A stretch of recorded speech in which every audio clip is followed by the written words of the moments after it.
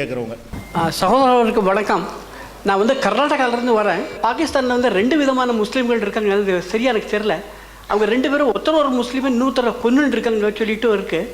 இதை பற்றி நம்ம ஊர்லேயும் இருந்தவங்க நீ இந்த ப்ரோக்ராமுக்கெல்லாம் போகக்கூடாது, அவங்க அந்த மாதிரி சொல்கிறாங்க, இந்த ப்ரோக்ராமுக்கு வரணும், நீ எங்கிட்ட வா நான் சொல்லித்தரேன்னு சொல்லிட்டு இப்படியெல்லாம் சொல்லிட்டு இருந்தாங்க. இந்த வேத பாவங்களெல்லாம் 2 முஸ்லீம்களுக்குள்ளே எதுக்காக வரணும்னு தயவுசெய்து சொல்லுவோம். அதாவது பாகிஸ்தானில் ஷியா என்றும் சன்னி என்றும் 2 பிரிவாக இருந்து கொண்டு ஒருவருக்கு எதிராக ஒருவர் தாக்கல் நடத்துகிறார்களே, அவங்களும் முஸ்லீமும் இவங்களும் முஸ்லீம் தானே, அவங்கள ஒற்றுமைப்படுத்துவதற்கு என்ன வழி, அவங்களுக்குள்ள வேறுபாடு என்ன அப்படின்னு கேட்குறாங்க. பாகிஸ்தானில் மாத்திரம் இல்லாமல் நம்ம நாட்டிலே இருக்கிறாங்க. அந்த மாதிரி அளவில் பெரிய அளவில் கலவரம் பண்ணுற அளவு இல்லாட்டா கூட இங்கே கூட என்ன செய்கிறாங்க, முஸ்லீம்களில் பலவிதமான பிரிவுகள் இருக்கத்தான் செய்கிறார்கள். அப்போ இந்த பிரிவுகள் இருக்கிறதுக்கு என்ன காரணம் என்று சொன்னால், இஸ்லாம்ங்கிறது திருக்குரானில் உள்ளதான் இஸ்லாம். இது பொதுவாக எல்லாரும் தெரிஞ்ச விஷயம். முஸ்லீம்களுடைய வேதம் என்ன என்று கேட்டால், இந்து சகோதரர்கள் கிறிஸ்தவர்களே சொல்வார்கள் குரான் தான் என்று சொல்லி. குரான் எங்களுடைய வேதம். அதே மாதிரி அந்த குரானை யார் வழியாக எங்களுக்கு வந்தது என்று சொன்னால், முகமது நபி வழியாகத்தான். அவர் இறைவனுடைய தூதர் என்று நாங்கள் நம்புகிறோம். அவங்க வழியாக எங்களுக்கு கிடைத்தது அவர் இறைவனுடைய தூதர். அப்போ முகமது நபி எதுவெல்லாம் சொன்னார்களோ அதுதான் இஸ்லாம். குரானில் என்னவெல்லாம் இருக்கிறதோ அதுதான் இஸ்லாம். இது அடிப்படை. இந்த அடிப்படையை விளங்காத காரணத்தினால தான் முஸ்லீம்களும் பிளவுபட்டு போகிறார்கள். விளைக்கணும், குரானில் உள்ளபடி நடந்தால் எல்லா முஸ்லீம் ஒரே மாதிரி இருப்பாங்க. முகமது நபி சொன்னபடி நடந்தால் எல்லாரும் ஒரே மாதிரி இருப்பார்கள். ஆனால் குரானை அதை ஒரு இது மாதிரி ஒரு பரக்கத்து என்று சொல்லுவாங்க எங்கள் மக்கத்தில், ஒரு புனித பொருள் என்று கருதி மதிக்கிறாங்களே தவிர அதை படிக்கணும், அதை விளங்கணும், சிந்திக்கணும், அதன்படி நடக்கணும் என்கிற அடிப்படையில் இந்த குரானை அதிகமான முஸ்லீம்கள் பயன்படுத்துவது கிடையாது. இப்போ குரான் அரபு மொழியில் அருளப்பட்டிருக்கிறது. பாகிஸ்தானில் உள்ள முஸ்லீமுக்கு அரபி தெரியாது, இந்தியாவில் உள்ள முஸ்லீமுக்கு அரபு தெரியாது, உருது தான் இவர்களுக்கு தெரியும். உருது வேற அரபி வேற. குரான் அரபு மொழியில் இருக்கிறது. பாகிஸ்தானில் இந்தியாவில் உள்ள அதிகமான முஸ்லீம்கள் பேசக்கூடிய மொழி உருது. இப்போ நாங்கள் தமிழ் பேசுகிறோம், மலையாள முஸ்லீம்கள் இருக்கிறார்கள், கன்னட முஸ்லீம்கள் இருக்கிறார்கள், மராட்டிய மொழி பேசுகிற முஸ்லீம்கள் இருக்கிறார்கள், இப்படி பல மொழிகள் இருக்கிறார்கள். அப்போ அரபு மொழியில் இருக்கிற குரானை அதை இவங்க விளங்க வேண்டும் என்று சொன்னால் அதனுடைய மொழிபெயர்ப்புகளை வச்சு தான் நாங்கள் விளங்க வேண்டி இருக்கிறது. தமிழ் கூறுற முஸ்லீம் குரானை விளங்க வேண்டுமா இருந்தால் குரானுடைய தமிழாக்கத்தை படிக்கணும், அப்போதான் அதை விளங்க முடியும். ஆனால் அதில் ஒரு வேதனையான ஒரு விஷயம் என்னவென்று கேட்டால், குரான் தமிழில் மொழிபெயர்க்கப்பட்டு, புரிந்து கொள்வதற்காக சொல்கிறேன், தமிழில் மொழிபெயர்க்கப்பட்டு ஒரு 65-70 ஆண்டு தான் ஆகுது. அப்போ 1400 ஆண்டுகளாக இங்கே முஸ்லீம்கள் இருக்கிறார்கள். குரான் அவங்கள்ட்ட இருக்கிறது. அது ஒரு மந்திரத்துக்கு உரியது என்று விளங்கி வைத்திருக்கிறார்களே தவிர அது விளங்கி சிந்தித்து வாழ்க்கை நடத்துவதற்கு உரியது என்று விளங்குவதற்கு தமிழ் மொழியில் குரானை கொடுக்கவே இல்லை. ஏதோ அல்லாவிடமே ஒரு வேதம் அப்படின்னு சும்மா வாசிப்பாங்க. வாசிக்கிறத எல்லா முஸ்லீம் கற்று வச்சிருக்கிறாங்க, மீனிங் தெரியாது. குரானை எல்லா முஸ்லீமும் அதிகமான 99 முஸ்லீம்கள் வாசிச்சிருவார்கள், பொருள் தெரியாது. பொருள் தெரியாமல் வாசிப்பதற்கு கற்றுக் கொடுத்து அது ஒரு நல்லது கெட்டதுக்கு, ஒரு வீடு குடி போகிறது நல்ல காரியம், அதுக்கு குரானை ஓதுவாங்களே தவிர குரானில் என்ன இருக்குன்னு தெரியாது. அப்போ குரானில் என்ன இருக்கிறது, நபி என்ன சொன்னாங்க என்று தெரியாமல் ஒரு சமூகம் இருக்குமையானால் அவங்க இஸ்லாமிய வட்டத்துக்குள்ளே நிற்குவான்னு சொல்ல முடியுமா? ஒரு சின்ன ஒரு விஷயத்தை சொல்கிறேன். இஸ்லாத்தினுடைய அடிப்படை கொள்கை வணக்கத்திற்குரியவன் அல்லாஹ்வை தவிர யாரும் இல்லை, லா இலாஹ இல்லல்லாஹ், எல்லாருக்கும் தெரியும். ஒருத்தன் முஸ்லீமாக ஆவதாக இருந்தால் இதை ஏற்றுக்கொண்டால் தான் முஸ்லீமாக முடியும். வணக்கம் என்பது அல்லாஹ்ங்கிற ஒருத்தனுக்கு தானே தவிர அல்லாஹ்வை தவிர எந்த மனிதனையோ மரத்தையோ மண்ணையோ ஊரையோ நாட்டையோ கடலையோ மலைகளையோ சூரியனையோ சந்திரனையோ வேறு எதனையுமோ வணங்கக்கூடாது. கடவுளை மட்டும்தான் வணங்க வேண்டும், ஒரே கடவுளைத்தான் வணங்க வேண்டும் என்பது இஸ்லாத்தின் அடிப்படை கொள்கை. இது அரபியில் லா இலாஹ இல்லல்லாஹ் என்று சொல்லுவோம். இங்கே எல்லாருக்குமே அந்த வார்த்தையை கேள்விப்பட்டிருப்பீங்க, இந்த லா இலாஹ இல்லல்லாங்கிற வார்த்தை. அப்போ அந்த கொள்கையில் இருக்கக்கூடிய நீங்கள் முஸ்லீம் இங்கே பார்க்குறீங்க, ஒரு மனிதர் இறந்துட்டார்னு வைங்க, அவரை புதைத்தி வைத்துக்கொண்டு தர்கா என்று கட்டி முஸ்லீம் என்று சொல்லிக்கொண்டு அதை வணங்குறாங்க. அங்கே இருக்கிற ஒரு மனிதர் தர்கான்னு சொல்கிறாங்களே, அந்த தர்காவில் ஒரு மனிதர் தான் இறந்து போனார், அவரைத்தான் புதைச்சி வச்சுருக்கிறாங்க. அவரை புதைச்ச இடத்துல தான் தர்கா மாதிரி கட்டி வைத்து அவர்கிட்ட போய் கும்பிடுறாங்க, வழிபடுறாங்க. இது இஸ்லாமாக இருக்க முடியுமா? முஸ்லீம் தான் செய்கிறாங்க. முஸ்லீம் செய்கிறார்கள், குர்ஆனில் இப்படி செய்யக்கூடாதுன்னு இருக்கிறது. முஸ்லீம்கள் இப்படி செய்கிறார்கள், நபிகள் நாயகம் இப்படி செய்யக்கூடாதுன்னு சொல்லிவிட்டார்கள். எந்த சமாதியும் கட்டக்கூடாது, சமாதியில் வழிபாடு பண்ணக்கூடாது, இறந்தவர்களை கொண்டாடக்கூடாது, விழா நடத்தக்கூடாது என்றெல்லாம் நபிகள் நாயகம் அவர்கள் எச்சரித்திருக்கிறார்கள். அந்த எச்சரிக்கை தெரியாமல் இஷ்டத்துக்கு எதையாவது செய்து கொண்டு அதை இஸ்லாம்ங்கிற கலரில் அவங்க சொல்கிறாங்க. அப்போ இப்போ ரெண்டு குறிப்பு ஆயிருமா இல்லையா? இப்போ நாங்கள் சொல்லுவோம் இந்த தர்காக்கள் இஸ்லாத்தில் இல்லைன்னு சொல்லுவோம். பள்ளிவாசல் இருக்கிறது. பள்ளிவாசல்னா ஒரே இறைவனை வணங்குவதற்காக கட்டப்பட்ட வெறும் இடம். அங்கே யாரும் அடங்கியிருக்க மாட்டாங்க, யாரும் புதைக்கப்பட்டிருக்க மாட்டாங்க, எதுவுமே இருக்காது. சும்மா ஒரு கட்டடமாக இருக்கும், இந்த பில்டிங் மாதிரி ஒரு கட்டடம், அவ்வளோதான். இப்படித்தான் பள்ளிவாசல் இருக்கும்.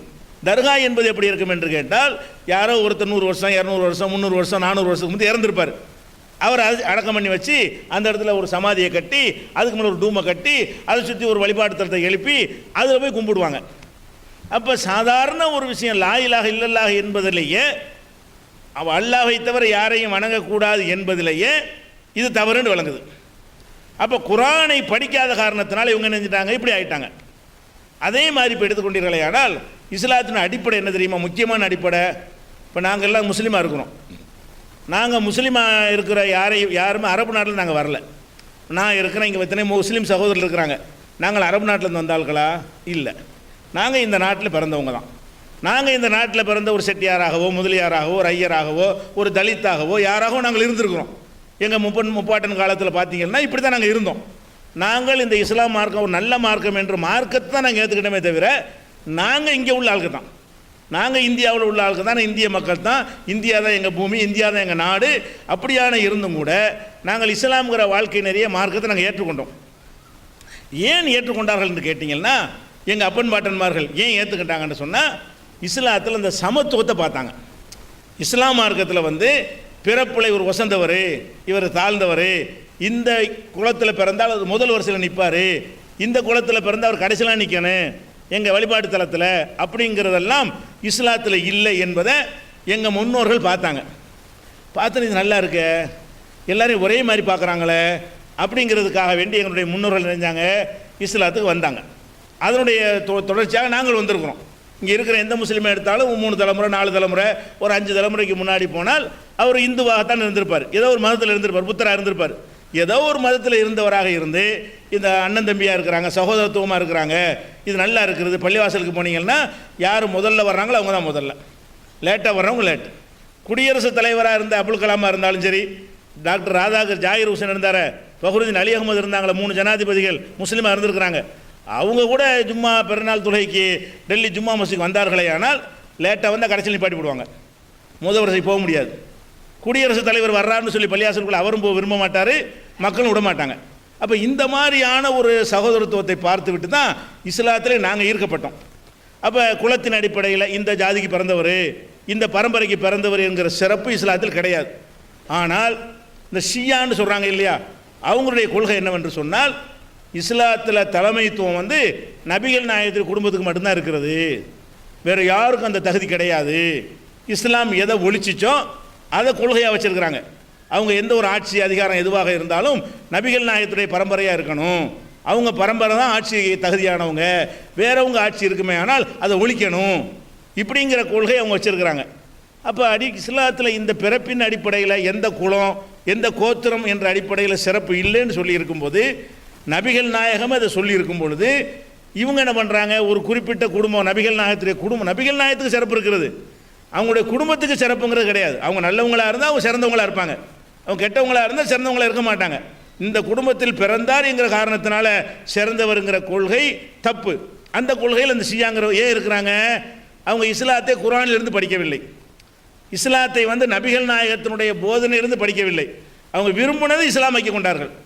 எப்படி இங்கே உள்ளவர்கள் செத்து போனவர்களுக்கு தர்கா கட்டி அதை இஸ்லாமாக்கி விட்டார்களோ அந்த மாதிரி ஆக்கி கொண்டார்கள். அப்படி இருக்கிறதுனால தான் அவங்களுக்குள்ள அந்த சண்டையும் நீ வேற நான் வேற ஆகி விடுகிறது, இவன் அவன் அடிக்கிறது, இவன் அவன் அடிக்கிறது, இவன் அடித்தா திருப்பி அவன் அடிக்கிறது, இவன் குண்டு வச்சு அவன் போய் குண்டு வைக்கிறது, இவன் பள்ளிவாசலில் குண்டு வச்சு அவன் பள்ளிவாசலில் குண்டு வைக்கிறது என்கிற அளவு கெட்டு போனது காரணம் என்னவென்று சொன்னால், இஸ்லாத்தின் அடிப்படையை குர்ஆனிலிருந்து விளங்காமல், நபிகள் நாயகத்தின் விளங்காமல் அவரவர் இஷ்டப்படி புரிந்து கொண்டதுனால தான் இது வருகிறது.